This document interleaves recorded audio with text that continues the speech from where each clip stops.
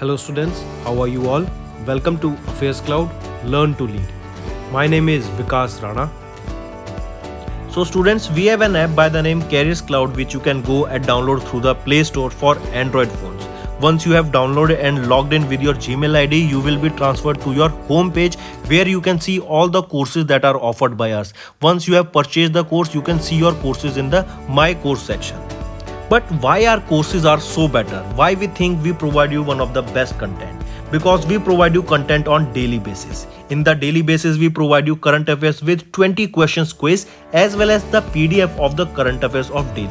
Then similarly for weekly, on weekly basis we provide you current affairs PDF as well as a 50 questions quiz that will help you to revise all the content that you have learned. Then on monthly basis also we provide you top 100 current affair questions PDF that will be the compiled PDF of the 100 questions of that particular month that will be very helpful for you. And not just this friends, we provide you in English as well as in Hindi too. So both English and Hindi students can enjoy our courses. Apart from this friends, we also provide you banking related question answers, the banking related MCQ questions, the quizzes that will help you prepare for the bank exams. Not just that friends, we provide you a new way of learning, that is your infotainment infographics. That is a different and interesting way of learning. Apart from this, we cover 20 topic wise current affairs. These topics are important such as apps, portals, important days, books and authors days, national affairs, international affairs, sports, defense, all these topics, these are highly important and questions from these particular topics are asked. Also we cover state-wise current affairs also that will help you to prepare for your state exams. Also friends, as I told you, if you use the code Vikas10, you will be given extra 10% discount on the purchase you make. If you have any problem regarding login and your application, then you can contact us on support@affairscloud.com. This is our email ID and you can contact us on our mobile phone, that is 9677333386. Hello everyone, कैसे हैं आप सब? I hope आप सब अच्छे होंगे। तो दोस्तों, आज की वीडियो में हम 30 नवंबर के इंपॉर्टेंट करंट अफेयर्स डिस्कस करेंगे। काफ़ी अच्छा और हेल्पफुल सेशन रहेगा ये। आइए स्टार्ट करें। पहले रिवीजन करेंगे कुछ करंट अफेयर्स की। जैसे स्पेस एक्स की बात करें, स्पेस एक्स के सीईओ कौन है? Elon Musk. ये रिचेस्ट पर्सन भी हैं। फिर इन्होंने ही अभी इलॉन मस्क ने ट्विटर को एक्वायर किया। स्पेस एक्स की बात करें तो इनका रॉकेट है फैल्कन 9 और 3 फैल्कन 9 से बनके क्या बना है? फैल्कन हैवी, जो वन ऑफ द स्ट्रॉन्गेस्ट और आपका स्ट्रॉन्गेस्ट रॉकेट अभी तक का। फिर एक याद रखेंगे, ड्रैगन कैप्सूल। आप ये कैप्सूल देख रहे हैं यहाँ पे, ये ड्रैगन कैप्सूल है। इसको फैल्कन 9 रॉकेट की मदद से अभी इंटरनेशनल स्पेस स्टेशन की तरफ भेजा गया और इन्होंने इंटरनेशनल स्पेस स्टेशन से जाके डॉक किया। जैसे आप याद रखते हैं, डॉकिंग प्रोसीजर होता है, ये दोनों यहाँ पे जुड़ जाते हैं। क्या रीज़न था? ये यहाँ से कार्गो लेके गया था अर्थ से इंटरनेशनल स्पेस स्टेशन पर, जो कि रिसर्च के लिए, आपके फूड सप्लाईज हो गई, इक्विपमेंट्स हो गए, जो कि काम आएंगे रिसर्च पर्पस के लिए आगे। ठीक है। फिर हम बात करते हैं डेविस कप की। डेविस कप किस स्पोर्ट से रिलेट करता है? डेविस कप आपका टेनिस से रिलेट करता है, and that too men's tennis. तो डेविस कप का 2022 में 110वां एडिशन हमने ऑब्जर्व किया था और इसको किसने जीता? कनाडा ने जीता। ठीक है, याद रखेंगे कनाडा ने 2019 में पार्टिसिपेट करना स्टार्ट किया था इन दिस डेविस कप और ये इनका पहली बार है कि डेविस कप जीता गया है कनाडा के द्वारा। फिर अगर मैं बात करें, कनाडा ने फाइनल में किन को हराया? ऑस्ट्रेलिया को फाइनल में हराया 2-0 से to win this Davis cup. फिर आ जाते हैं 74th raising day of NCC. 74th raising day of national cadet corps कब ऑब्जर्व किया जाता है? 27 नवंबर को ये डे ऑब्जर्व करा जाता है। फिर आ जाता है, ये 2022 में ऑब्जर्व किया गया था 27 नवंबर को। फिर अफ्रीका इंडस्ट्रियलाइजेशन डे कब ऑब्जर्व किया जाता है? 20 नवंबर को। इसी के साथ साथ एक और याद रखेंगे, अगर मैं 26 नवंबर की बात करूं, क्या ऑब्जर्व करते हैं हम 26 नवंबर को? Constitution day. कॉन्स्टिट्यूशन डे, हमारा कॉन्स्टिट्यूशन इस दिन बन के तैयार हो गया था 26 नवंबर को। लागू कब हुआ था? 26 जनवरी को। तभी हम इसको क्या बोलते हैं? Republic day. और इंडिपेंडेंस डे क्या क्यों बनाया जाता है? क्योंकि इस दिन हमारा 15 अगस्त को देश आज़ाद हुआ था। तो यही 3 चीज़ बहुत कंफ्यूजिंग रहती हैं, लोगों को यही याद नहीं होती। 26 नवंबर को कॉन्स्टिट्यूशन डे बन के तैयार हो गया था हमारा कॉन्स्टिट्यूशन 1949 में। ठीक 1950 26 जनवरी 1950 को ये लागू हो गया था हमारा कॉन्स्टिट्यूशन, और 15 अगस्त 1947 को हमारा देश आज़ाद हुआ था। Coming back, world television day 21 नवंबर को हम ऑब्जर्व करते हैं वर्ल्ड टेलीविजन डे। नेक्स्ट आ जाता है Indira Gandhi prize for work in education. किसको सम्मानित किया गया इससे? प्रथम एजुकेशन फाउंडेशन, जो कि एक स्किल डेवलपमेंट प्रोग्राम है, उनको Indira Gandhi prize for work in education से सम्मानित करा गया। फिर आ जाते हैं दलाई लामा। 14th दलाई लामा की बात करें, इनको गांधी मंडेला अवार्ड से सम्मानित किया गया बाय हिमाचल प्रदेश गवर्नर राजेंद्र विश्वनाथ आर्लेकर। अब आपको यहाँ पे याद रखना है, जो ये दलाई लामा है 14 दलाई लामा, इनको गांधी मंडेला अवार्ड से ही क्यों सम्मानित किया गया था? रीजन बीइंग कि ये जो गांधी और नेल्सन मंडेला, महात्मा गांधी और जो नेल्सन मंडेला की आइडियोलॉजीज है उन पे वर्क करते हैं, उनको सम्मान देते हैं। जैसे वो बात करते हैं पीस की, ये बात करते हैं फ्रीडम की, ठीक है, और यही गांधी और नेल्सन मंडेला दोनों बात करते थे। तो इसीलिए 14 दलाई लामा को कन्फर किया गया गांधी मंडेला अवार्ड से। किसके द्वारा? हिमाचल प्रदेश गवर्नर के द्वारा, जो कि है राजेंद्र विश्वनाथ आर्लेकर जी। नेक्स्ट आ जाता है एक्सेल अवार्ड। अभी रिसेंटली एक अवार्ड दिया गया excellence in leadership for family planning के लिए 2022 के लिए। कंट्री वाइज कैटेगरी में इस अवार्ड को सम्मानित किया गया। किस कंट्री को यह अवार्ड दिया गया? इंडिया को इस अवार्ड से सम्मानित किया गया था। India honoured with excellence in leadership for family planning excel awards, ठीक है, याद रखेंगे। नेक्स्ट आ जाता है India Norway join hands for a green maritime sector. अब ये ग्रीन मैरीटाइम सेक्टर क्या है कि जो हमारा मैरीटाइम सेक्टर है ना, उसमें जो हम फ्यूल यूज़ करेंगे, जो भी हम प्रोसेसेस अपनाएंगे, जो भी हम आगे स्ट्रेटजीज होंगी हमारी, वो सस्टेनेबल डेवलपमेंट गोल पे बेस्ड होनी चाहिए। और ग्रीन फ्यूल जो कि हमारा रिन्यूएबल सोर्स ऑफ एनर्जी होता है, रिन्यूएबल फ्यूल होता है, उस पर हमें वर्क करना है, और जिससे हमारे पॉल्यूशन नहीं फैला जा सके हमसे इन्वायरमेंट में। अब क्वेश्चन ऐसे पूछ लेंगे कि ग्रीन मैरीटाइम सेक्टर की तरफ दोनों वर्क कौन सी कंट्री मिलकर कर रही है इंडिया के साथ? तो वो इंडिया और नॉर्वे हैं कि दोनों मिलकर ग्रीन मैरीटाइम सेक्टर पे वर्क कर रहे हैं। फिर आ जाता है सी स्वॉट 2। सी स्वॉट 2 ये counter terrorism and anti narcotics drill है। नारकोटिक्स जो आपके ड्रग्स वगैरह होते हैं ना, उसको कहते हैं, ठीक है, इलीगल सब्सटेंस। कोई टेररिज्म के खिलाफ और ड्रग्स के खिलाफ एक एक्सरसाइज शुरू की गई, सी स्वॉट 2। अब पूछा जा रहा है कि किस इंडियन नेवल शिप ने इसमें पार्टिसिपेट किया? वो रहेगा INS त्रिकांड। काफ़ी इंपॉर्टेंट, ये पूछे जाने के पूरे चांस रहेंगे कि वो कौन सा इंडियन नेवल शिप था जिसने सी स्वॉट 2 में पार्टिसिपेट किया। वो है INS त्रिकांड। तो दोस्तों ये तो हो गए हमारे रिवीजन के करंट अफेयर्स। अब आ जाते हैं जो हमारा आज का इंपॉर्टेंट करंट अफेयर्स का सेक्शन रहेगा। चलिए स्टार्ट करें। सबसे पहले हम बात करेंगे मिनिस्ट्री ऑफ पावर के द्वारा एक शक्ति पॉलिसी लाई गई है, जिसके अंडर 4500 मेगावाट तक की आपकी एनर्जी सप्लाई करी जाएगी किसी स्टेट को या फिर किसी सेक्टर को जिनको इसकी रिक्वायरमेंट होगी।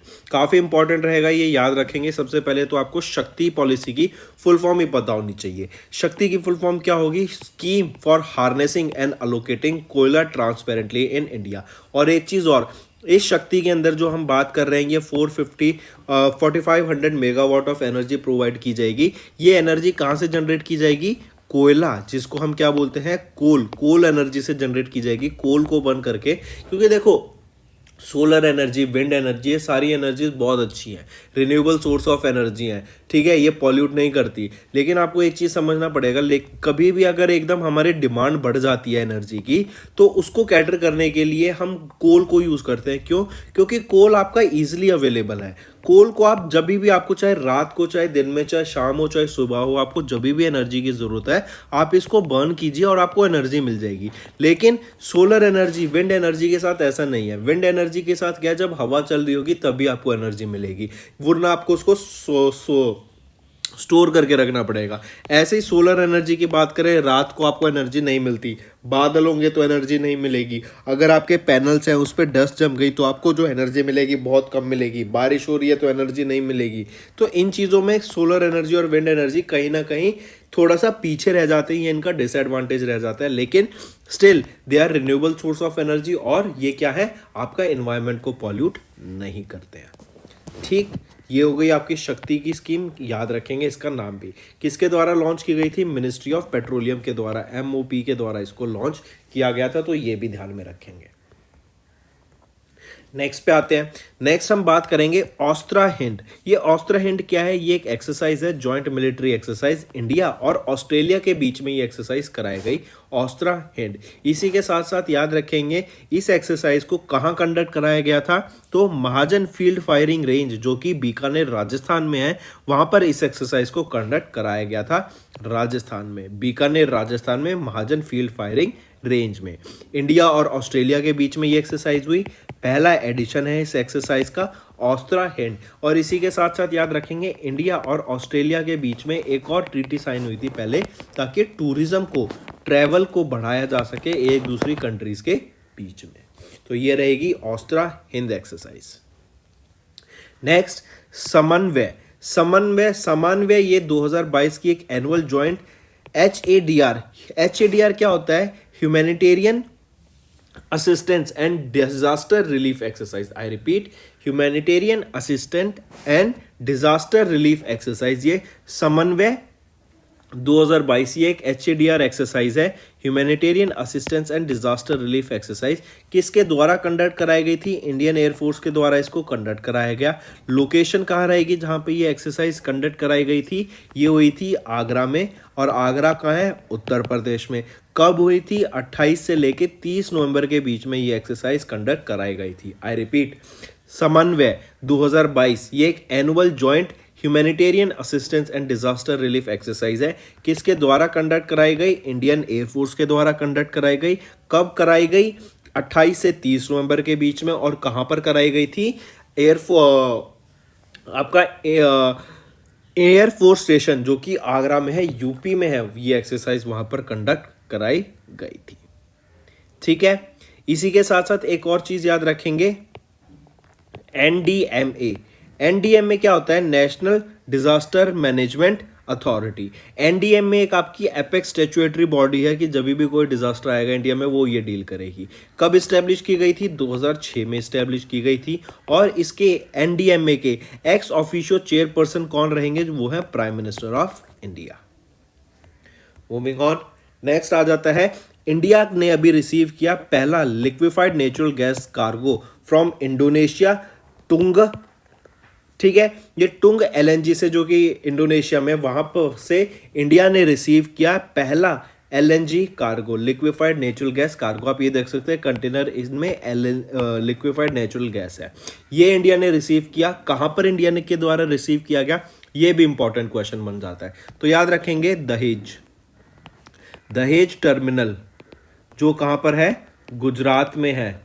वहां पर इंडिया ने रिसीव किया पहला LNG cargo from इंडोनेशियाज tongue LNG।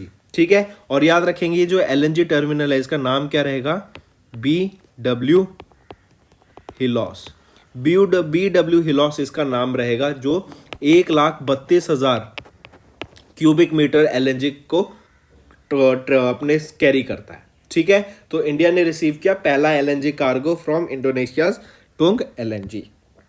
अगर बात करें ये डाटा किसके द्वारा रिलीज किया गया, तो री infinite analyst and re infinitive ship, इन दोनों के द्वारा ये डाटा को ट्रैक किया गया और रिलीज किया गया। और उन्होंने बताया कि इंडिया अपना पहला LNG कार्गो रिसीव करेगा। कहां पर? दहेज टर्मिनल, गुजरात में। नेक्स्ट आ जाते हैं हिमालयन याक एक एनिमल है, इसको फूड एनिमल डिक्लेयर किया गया है, इसको अप्रूव कर दिया गया है। किसके द्वारा? फसाई के द्वारा। फसाई क्या है? Food safety and standard authority of India. इनके रिकमेंडेशन दी इन्होंने, और फिर इन्होंने इनको रिकमेंडेशन मिली कहाँ से? DAHD से। ये क्या है?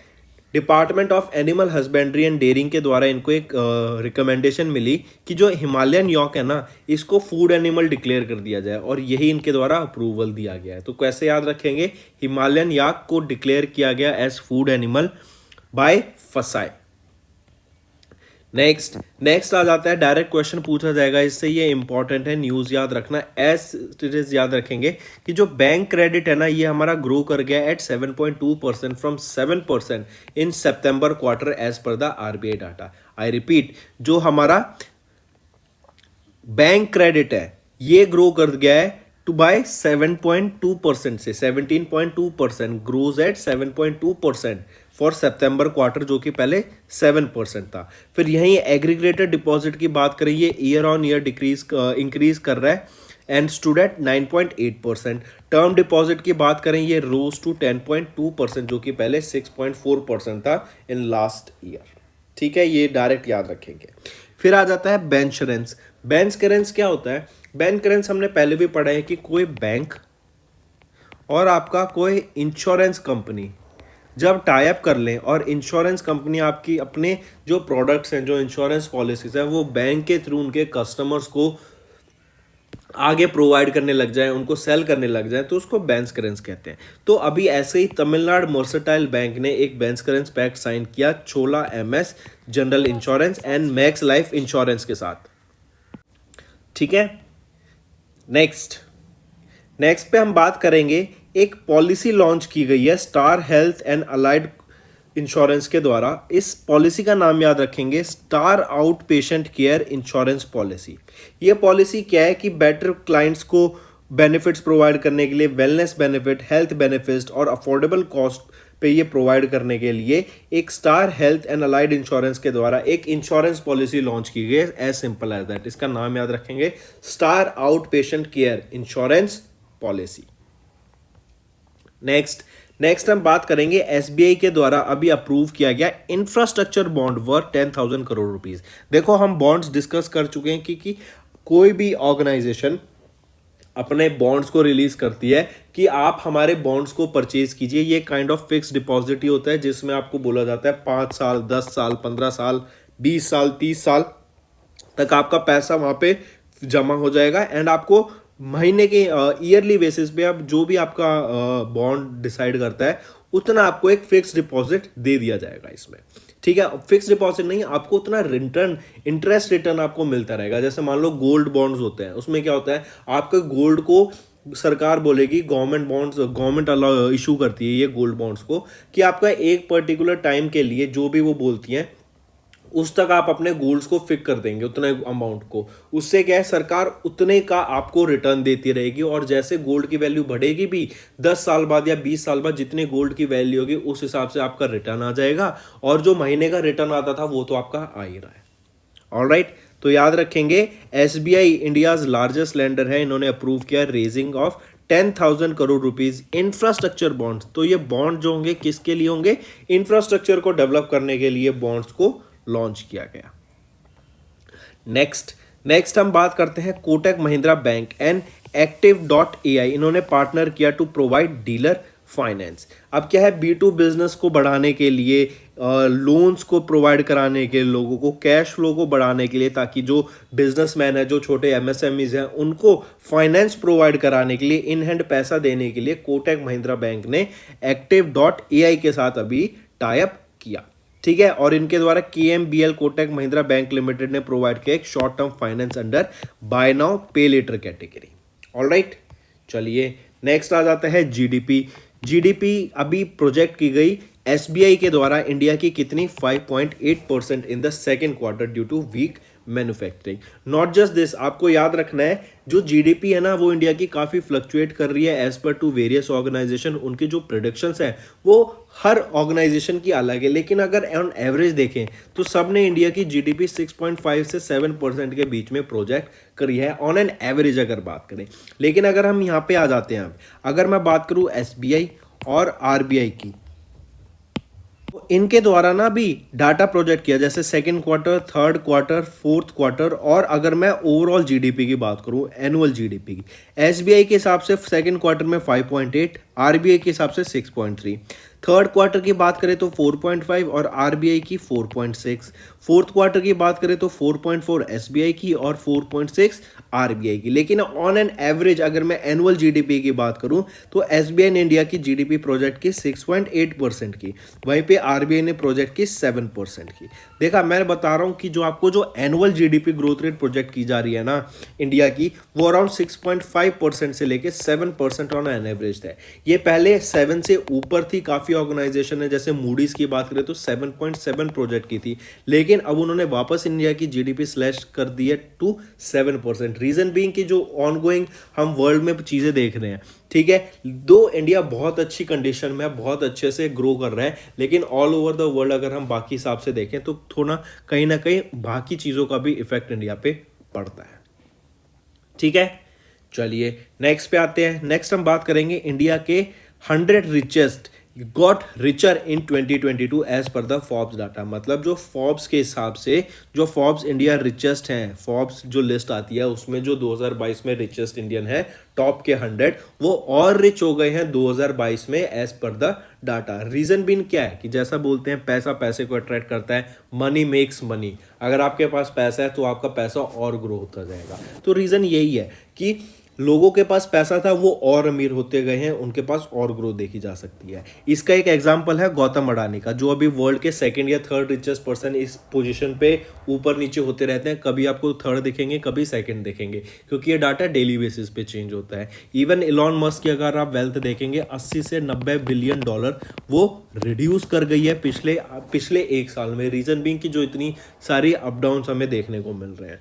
ऑलराइट, तो कमिंग बैक आप देखेंगे जो गौतम अडानी है ये इंडिया के रिचेस्ट पर्सन है, ये एशिया के रिचेस्ट पर्सन है, ठीक है। और जो इन्होंने अपनी जो वेल्थ है ना 2 से 3 टाइम्स के बीच में इंक्रीज कर लिया है पिछले 1 से 2 सालों में। फिर ऐसे यहीं पे अगर मैं बात करूं मुकेश अंबानी की, ये सेकंड रिचेस्ट पर्सन है इंडिया के with a net worth of 88 billion dollar, जो कि 5% कम है less compare to that of 2021। Alright, next पे आ जाते हैं मानव रचना। मानव रचना हम जानते हैं इंस्टीट्यूट भी है और स्कूल भी है। मानव रचना इंस्टीट्यूट को जो क्रिकेटर हैं, जो वहाँ के जो डायरेक्टर हैं sports of Manav Rachna educational institute के, मिस्टर सरकार तलवार, उनको ऑनर किया गया है लाइफ टाइम अचीवमेंट अवार्ड से during the 11th edition of FICCI global sports summit, जो है turf 2022 and India sports award of FICCI. I repeat, Manav Rachna educational institute के जो डायरेक्टर हैं स्पोर्ट्स के, उनको मिस्टर सरकार तलवार को, ये हैं वो director of sports at Manav Rachna educational institute, इनको लाइफ टाइम अचीवमेंट अवार्ड से सम्मानित किया गया at the 11th edition of FICCI global sports summit turf 2022 के दौरान। और यहीं पे याद रखेंगे जो मिस्टर सरकार तलवार हैं, ये इनको द्रोणाचार्य अवार्ड भी मिल चुका है और ये फॉर्मर रणजी क्रिकेटर हैं।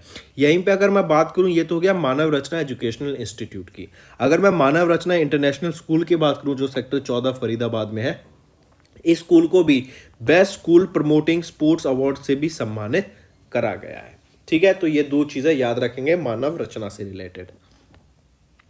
नेक्स्ट आ जाते हैं मैरियम वेबस्टर। मैरियम वेबस्टर ये यूएस की एक आप कह सकते हैं डिक्शनरी पब्लिशर है। इनके द्वारा अभी वर्ड ऑफ द ईयर घोषित किया गया है gas lighting. I repeat, gas lighting को मैरियम वेबस्टर जो कि यूएस के डिक्शनरी पब्लिशर है, उनके द्वारा वर्ड ऑफ द ईयर घोषित करा गया है। अगर मैं गैस लाइटिंग की बात करूं, देखा जाए तो searches for the word gas lighting on Mariam Webster increased by 1740%। मतलब ओवरऑल देखा जाए तो कुछ 17.4% से ज़्यादा आपका गैस लाइटिंग का जो सर्च है merriam-webster.com, इनकी जो डिक्शनरी है उस पर बढ़ गया इन 2022, और इसीलिए इनको गैस लाइटिंग को वर्ड ऑफ द ईयर 2022 घोषित करा गया। अब वर्ड का इसका मतलब क्या है? इसका मतलब होता है द एक्ट और practice of grossly misleading someone specially for one's own advantage. अपने एडवांटेज के लिए किसी दूसरे को धोखा देना, मिसलीड करना, वो हो जाता है गैस लाइटिंग। और मैरियम वेबस्टर के द्वारा इसी वर्ड को वर्ड ऑफ द ईयर घोषित करा गया। नेक्स्ट आ जाते हैं सुंदरारमन रामामूर्ति। इनको अभी रिसेंटली अपॉइंट किया गया है as the MD and CEO of BSE. SEBI के द्वारा ये अप्रूवल दिया गया है। सुंदरारमन रामामूर्ति को क्या बनाया गया? Managing director and chief executive officer of Bombay stock exchange limited, जिसको पहले Bombay stock of exchange limited कहा जाता था, बीएसई। ठीक, इसी के अलावा याद रखेंगे ये किनको रिप्लेस करेंगे? ये रिप्लेस करेंगे आशीष कुमार चौहान को। आई रिपीट, आशीष कुमार चौहान को ये रिप्लेस करेंगे to become the new managing director and chief executive officer of BSE. इसी के साथ साथ याद रखेंगे इन्होंने अपना करियर स्टार्ट किया था in the SBI PO, state bank of India के प्रोबेशनरी ऑफिसर बने थे ये 1987 में, और उसके बाद से ही has climbed his way up to become the senior vice president at the national stock exchange, और अब ये एमडी एंड सीईओ बन गए हैं किसके? भारत बॉम्बे स्टॉक बीएससी के, बॉम्बे स्टॉक एक्सचेंज या बीएससी के। ठीक है, नेक्स्ट पे आते हैं। नेक्स्ट हम बात करेंगे येस बैंक की। Yes bank has bought the 9.9% stake in JC flower ARC to acquire additional stake. ARC क्या होता है? Asset reconstruction company. तो अभी येस बैंक ने 9.9% स्टेक को, जो कि वर्थ, अगर हम स्टेक की बात करें तो 1,23,70,050 शेयर होते हैं, इतने शेयर को बाय किया इन जेसी फ्लावर्स एसेट रिकंस्ट्रक्शन कंपनी, और ये एक शेयर इन्होंने 11.43 रुपीज पर शेयर के हिसाब से बाय किया है। ठीक, याद रखेंगे ये भी। नेक्स्ट पे आ जाते हैं। नेक्स्ट हम बात करते हैं एनडीटीवी प्रमोटर फर्म। इन्होंने NDTV promoter firm RRPR holding, इन्होंने अपना 99.5% स्टेक को ट्रांसफर कर दिया टू अडानी ओन्ड वीसीपीएल, वो है विश्व प्रधान कमर्शियल को। ठीक है, 99.5% स्टेक अपना इक्विटी कैपिटल अडानी ग्रुप को ट्रांसफर कर दिया गया है एनडीटीवी प्रमोटर फर्म जो है RRPR holding. Alright, then this transfer of share will give Adani Group control over a 29.18% stake in NDTV, और NDTV क्या है? न्यू दिल्ली टेलीविजन लिमिटेड, काफी बड़ा फेमस आप देख सकते हैं न्यूज चैनल है ये। नेक्स्ट हम बात करते हैं रॉल्स रॉयस। रॉल्स रॉयस आप जानते हैं बहुत बड़ी कंपनी है जो कि आपकी one of the most expensive and luxury cars को डेवलप करती है। रॉल्स रॉयस के द्वारा अभी हाइड्रोजन पावर्ड जेट इंजन को टेस्ट किया गया, किसके साथ मिलके? Easy jet. I repeat, easy jet, ये आपकी एक कंपनी है जो एयरक्राफ्ट इंजन्स को डेवलप करती है, इन्होंने एंड रॉल्स रॉयल्स ने, इन दोनों ने मिलके एयरक्राफ्ट इंजन जो कि हाइड्रोजन फ्यूल्ड एयरक्राफ्ट इंजन रहेगा, जो कि वर्ल्ड का पहला मॉडर्न एयरक्राफ्ट है फॉर द एयरक्राफ्ट इंजन है फॉर द एविएशन इंडस्ट्री, इसको टेस्ट कराया। आई रिपीट, रॉल्स क्वेश्चन ऐसे पूछेंगे कि रॉल्स रॉयल्स ने अभी, हम देखो hydrogen fuelled aircraft engine test किया, ये तो सिंपल न्यूज़ है, लेकिन अब क्वेश्चन ऐसे आएगा कि रॉल्स रॉयस ने हाइड्रोजन फ्यूल्ड एयरक्राफ्ट इंजन जो कि वर्ल्ड का पहला मॉडर्न एयरक्राफ्ट इंजन है, उसको किस कंपनी के साथ मिलकर टेस्ट किया? तो ईजी जेट। या फिर ऐसे पूछेंगे ईजी जेट ने hydrogen fuelled aircraft engine test किया किसके साथ मिलके? रॉल्स रॉयस के साथ मिलके। नेक्स्ट आ जाता है ICRI-SAT। ICRI-SAT के साइंटिस्ट ने कोलैबोरेट किया एशियन डेवलपमेंट बैंक के साथ ताकि हाई रेजोल्यूशन स्पेशल मैप्स को डेवलप किया जा सके to assess the climate related shocks. ये ICRI-SAT क्या होता है? International crop research institute for semi arid tropics. इन्होंने एशियन डेवलपमेंट बैंक के साथ मिलकर एक high resolution spatial map develop किया जिसकी मदद से जो क्लाइमेट चेंज होगा, जैसे मान लो एकदम बहुत ज़्यादा सूखा पड़ गया, आपने देखा यूरोप में बहुत ज़्यादा सूखा पड़ गया था, चाइना में ड्रॉट आ गया था, जिससे क्या हुआ एकदम क्लाइमेट चेंज हुआ और वहाँ पे जो क्रॉप्स हैं उसको बहुत ज़्यादा इफेक्ट हमें देखने को मिला। इसीलिए कि जो एकदम सडन चेंजेस होते हैं इसका हमें पता लगाया जा सके, जिससे हम पहले से प्रिपेयर रह सकें।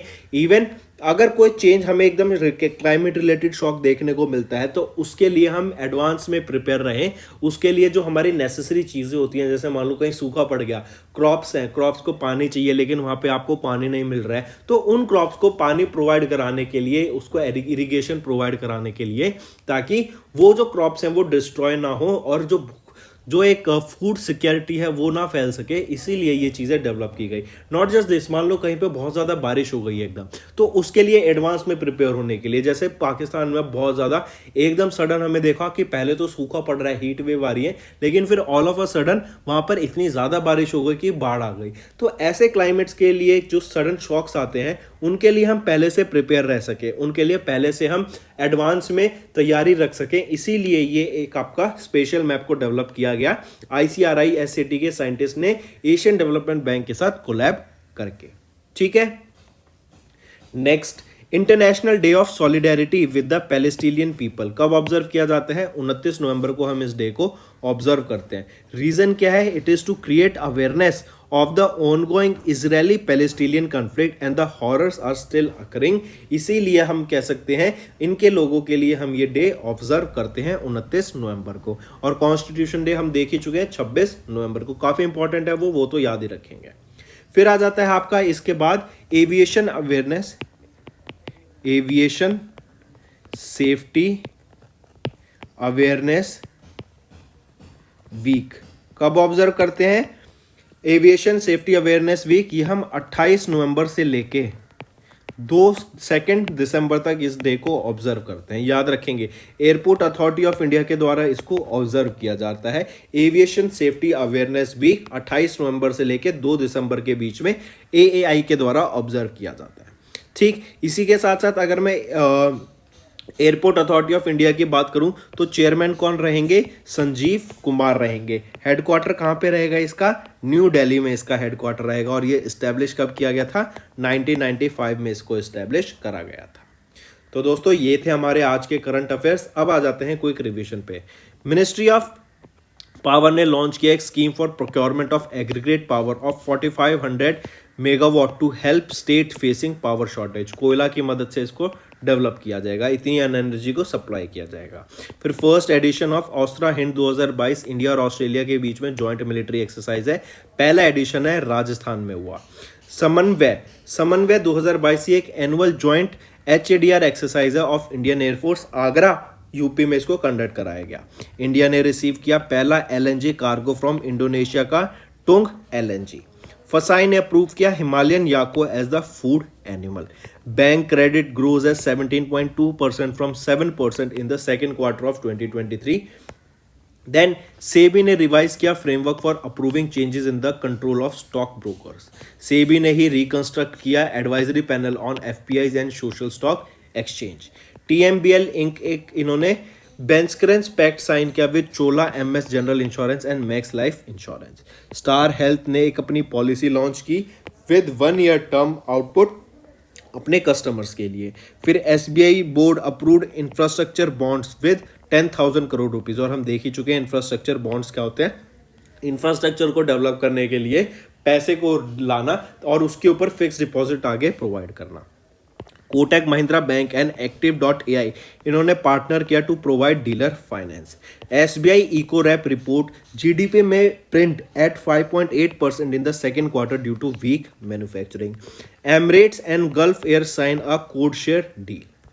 फिर आ जाता है फॉर्ब्स इंडिया 100 रिचेस्ट के हिसाब से गौतम अडानी टॉप पे रहे $150 बिलियन। और इसी में बताया गया कि जो रिचेस्ट पीपल हैं इंडिया के उन्होंने अपनी वेल्थ को बढ़ाया है 2022 में।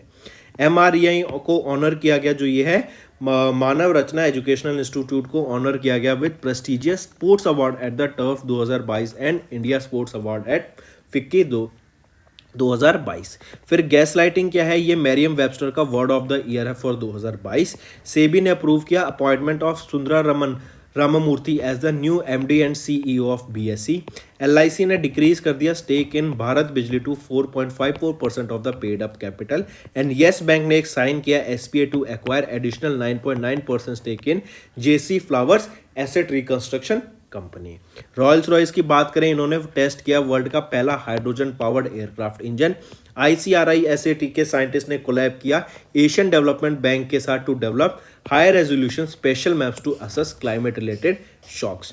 International day of solidarity with Palestinian people 29 नवंबर को ऑब्जर्व किया जाता है। और एविएशन सेफ्टी अवेयरनेस वीक 28 से लेकर 2 दिसंबर के बीच में ऑब्जर्व किया जाता है एयरपोर्ट अथॉरिटी ऑफ इंडिया के द्वारा। तो दोस्तों ये तो थे हमारे आज के करंट अफेयर्स। अब आ जाते हैं होमवर्क सेक्शन पे। पहला, CITES COP19 has recently accepted the proposal to downgrade the status of which animal. दूसरा, I have electric dreams which won the golden peacock award is a movie made in which language? India has sent a team to which country to assess potential lithium deposit? चौथा, किस country के president को name किया गया as the chief guest during the republic day celebration? फिर which city's museum restoration project has been conferred with the award of excellence at UNESCO? इसी के साथ साथ एक और चीज बताओ, जो हम ऑब्जर्व करेंगे अब 26 जनवरी को रिपब्लिक डे ऑब्जर्व करेंगे 2023 में। आप मुझे बताओ ये कौन से नंबर का होगा which number of republic day we will be observing इन 2023, ये भी बताना। अच्छा क्वेश्चन है, पूछा जा सकता है। ऑलराइट, तो दोस्तों ये थे हमारे 5 होमवर्क क्वेश्चंस। सेशन पसंद आया तो नीचे कमेंट करके ज़रूर बताना आपके क्या व्यूज़ है, अच्छे कमेंट करना। ऑलराइट, मोटिवेशन मिलती है उससे बहुत ज़्यादा। इसी के साथ साथ लाइक कर देना, एंड अगर आप नए हैं हमारे साथ पहली बार जुड़ रहे हैं तो सब्सक्राइब ज़रूर से करना। So that's all for the day friends, thank you and have a nice day.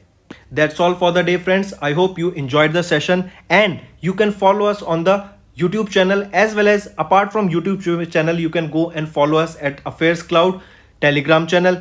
And if you have any queries related to the content or the of courses offered to you or the payment which you did on the application, you can contact us on the number provided, that is 7677333862. Apart from this, friends, you can follow us on the Facebook as well as on Instagram handle, that is affairscloud_official. In the end, friends, if you use a code that is Vikas10, you will be getting an additional extra 10% discount by using this code Vikas10. Also, if you have any problem regarding the course purchase, any problem regarding to our application, you can contact us on the mobile number, that is 9677333862. And if you want to mail us, you can also mail us on support@affairscloud.com, and I assure you that our representative from us will be contacting you soon and resolving your issue.